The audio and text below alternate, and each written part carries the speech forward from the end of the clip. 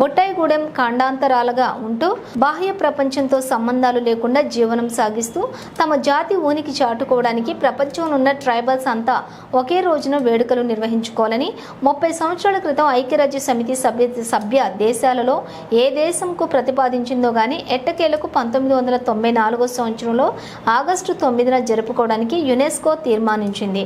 ఆయా దేశాలు రాజ్యాంగబద్ధంగా కల్పించిన హక్కుల కొరకు జీవన పోరాటం సాగిస్తున్న తమ జాతికి మండల విద్యాశాఖ అధికారులు తెల్లం బాబురావు, నరేంద్ర, తహసీల్దార్ కార్యాలయ సీనియర్ అసిస్టెంట్ కుంజ గంగరాజులు అంతర్జాతీయ ఆదివాసీ దినోత్సవ శుభాకాంక్షలు తెలియజేశారు.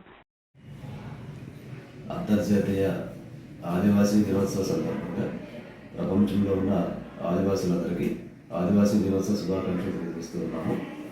మండల విద్యాశాఖ అధికారులు పి బాబురావు గారు, అలాగే మండల విద్యాశాఖ అధికారులు సిహెచ్ నరేంద్రరావు గారు.